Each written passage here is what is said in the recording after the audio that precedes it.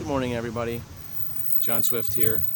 Welcome on this Friday. I'm glad you could watch this video today. I'm glad you could be with me on this little quick mini vlog, and I wanted to explain something. That the reason I'm doing these mini vlogs on Facebook is because I'm having trouble with my computer.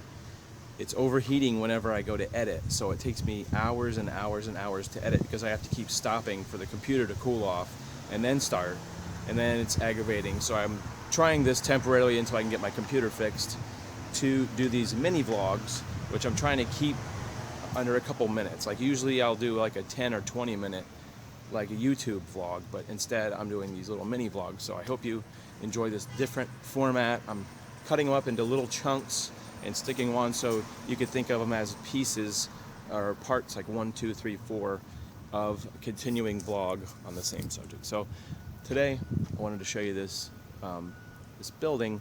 There's nothing really necessarily remarkable about this building across the street, but what is remarkable, and by the way, I actually know where we are. We're on Central and 5th Street, downtown Sarasota, Central Avenue. And this is the Rosemary district, and you see this building right here, okay?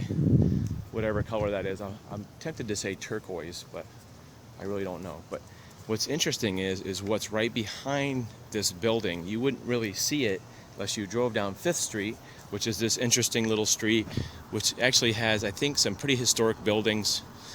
I'm gonna take a guess between the 20s and the 30s. You can definitely tell this hood, it says hood block for some reason.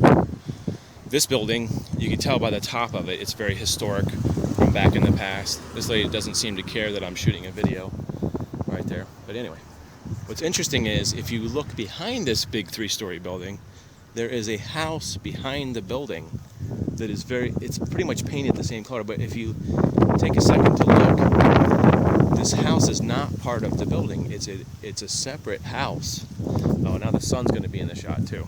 Great. You know, the sun always ruins my shot. Okay, we're going to walk out of the sun. All right, so look at this section right here, right there, and you can see that there's I don't want to walk over there, but there's a separation between this house, there's a little hallway right there, and then there's this separate house, which looks like they built it almost right on top of this house. And then the building kind of wraps around it, which is really interesting. And I don't really know the reason for that. I wonder if it's one of those cases of the people who own the house refused to sell to the property people that owned right up next to it. But it's really odd because in that situation you'd normally see like the building would stop right where the property line is next to the house. And then there would be the house, but this actually almost wraps around the house. It's almost like a U shape that wraps around. Okay, it's maybe hard to see on camera, the separation, but you can see the roof up there, and then there's the 3-story, because the house is 2-story. So I always thought that was interesting. I was down here a couple weeks ago, kind of doing my exploring thing. I noticed that. I hope you think that's interesting, because I do. Maybe somebody could do some investigation, or maybe somebody knows something about that. But we'll see. I'll be shooting some more vlogs today, posting them. So that will be like part 2 and 3 and 4 and whatever else I find today. So we'll see you in the next vlog. Bye-bye.